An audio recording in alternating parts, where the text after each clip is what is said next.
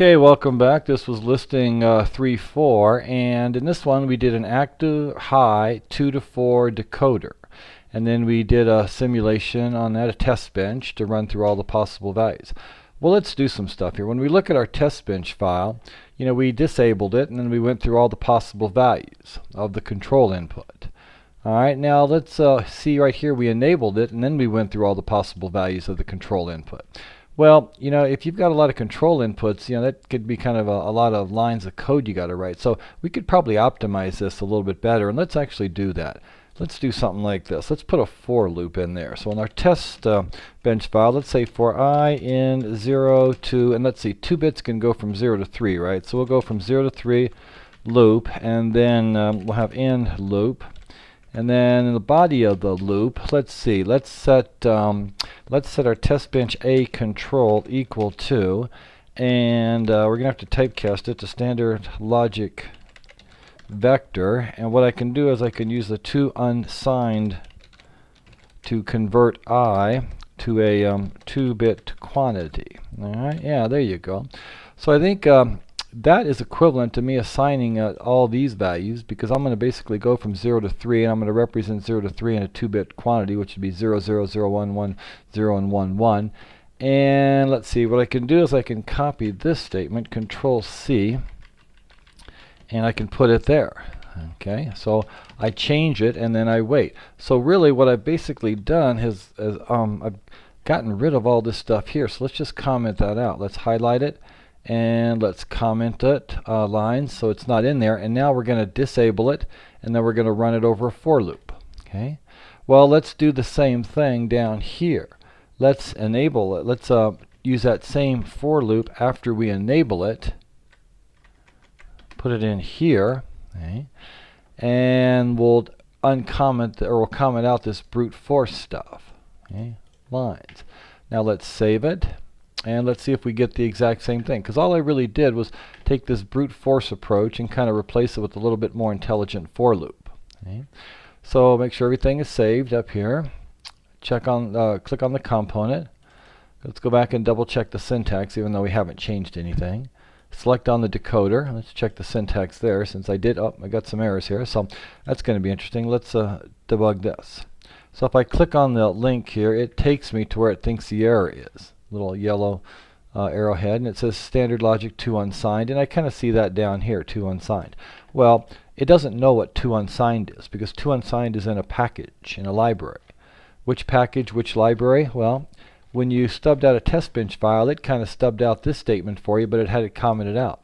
Well, that's where to unsigned, as well as a bunch of other stuff, is defined. So now if I save that, and let's go back and do the component first. Then let's get the test bench and see if that guy compiles now. And now it does. Yeah, so when you start using those to unsigned functions, you got to make sure you have IEEE library numeric standard package and all those types included. So at that point, yeah, we have basically just eliminated the brute force approach and done a for loop, a little bit more intelligence. So let's actually run the simulation now and see if we got the same thing we got last time. Simulate behavior model, there you go. Let's kind of bring this stuff back down here. Zoom to full view, open these guys up, and there you go. Yeah, there's your Y0, Y1, Y2, and Y3. Active high. Yep, it worked. Alright, let's do something else. Let's go back to my VHDL decoder, and let's change this guy to an active high. Or active low. It is active high. Let's change it to an active high. Or no, it is active high. Let's change it to an active low. Alright, so what I'd basically do is I would change all these guys to 1, 1, 1. I would change this to 1, 1, 1, 0. I would change this guy to 1, 1, 0, 1. I would change this guy to 1, 0, 1, 1. I would change this guy to 0, 1, 1, 1. So now it's active low. Alright, so at this point right here, active low decoder. Alright, so means the output line normally is high, and now it is low. Okay, so I don't think I need to change anything in the test bench. I don't think I need to change anything in the architecture or the entity. I just kind of change my logic. So let's come along here and recompile the component. And let's recompile. I can do if it's already got a green check, you could say rerun all, right click rerun all, and it'll do that. And then let's simulate it. And now let's see what our output looks like. 'Cause things should go low when they get asserted. Alright, let's bring a little real estate management here. Bring this back into here. Zoom to full view. Open these guys up. Yeah, look what happens. Initially, again, it is disabled, so your outputs are all logic 1. And then at this point, we drive 0 on the control bits, and then we've enabled it at this point at 80 nanoseconds. So now Y0 goes low, Y1 goes low, Y2 goes low, and Y3 goes low. And these are the min-term primes. This is M0 prime, M1 prime, M2 prime, and M3 prime. So it's an active low decoder. Everything else is high. Yeah, we just switched it from an active high to an active low. That's pretty good. Well, let's do something else. Let's go back to our decoder, and let's change it from a 2 to 4 to a 3 to 8. So let's come along and change this guy. I won't change that. I'll just come in here. If it's a 3 to 8, what does that mean? Well, that means I have to have 3 control signals, and now I have to have 8 outputs, 7 down to 0. Okay, and then signal now is going to be 3 to 0. Okay, S, because S is going to equal to a 1-bit enable and a 3-bit control, so it's going to be a 4-bit quantity. But now down here, oh my gosh, look what we've got here. 1, 2, 3, 4. So now what I got to do is I have to copy and paste a lot of this stuff. Okay, because now I'm going to have 4, 4, 1, 2, 3, 4. And let's see, this guy is going to be, well, let's see. That's going to go there. Okay, this is going to actually going to need to be here, and then that's going to be a 1.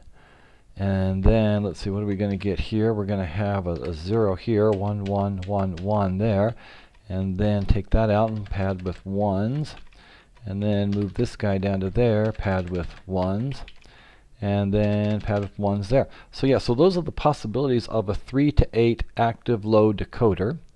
And let's see, this happens when, okay, we actually have more possibilities now because we got 0, 0, 0, got 1, and I've got that, and I got, actually, you know what we should do? What would make this thing better? Heck with this, let's take this guy, and let's see, what would probably be better is cut this off, put that down there, and what we'll do is we'll say others. Okay, and then up here what we'll do is we'll just look at the possibility when the enable bit is set. So when the enable bit is set and I have 3 bits, then I am going to 0, 0, 0, I'm going to have Y0.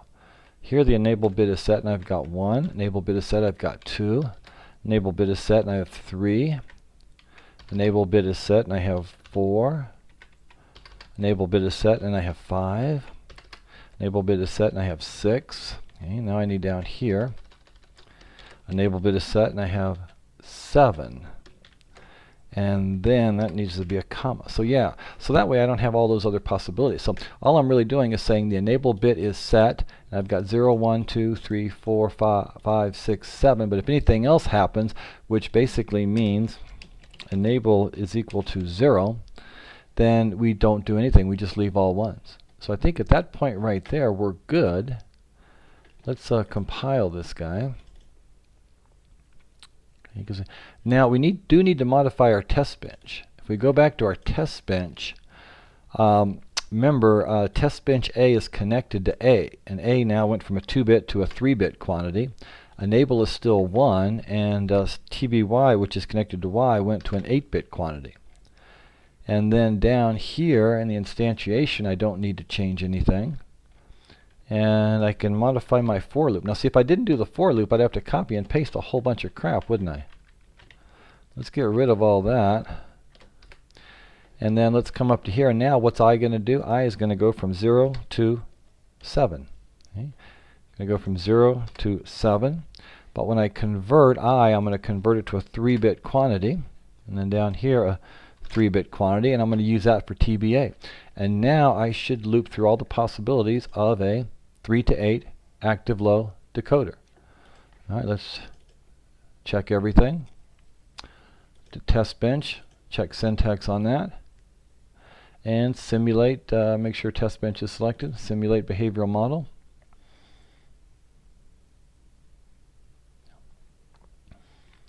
And there you go. Bring this back to here. Bring this back to here. Zoom to full view. Open this guy up.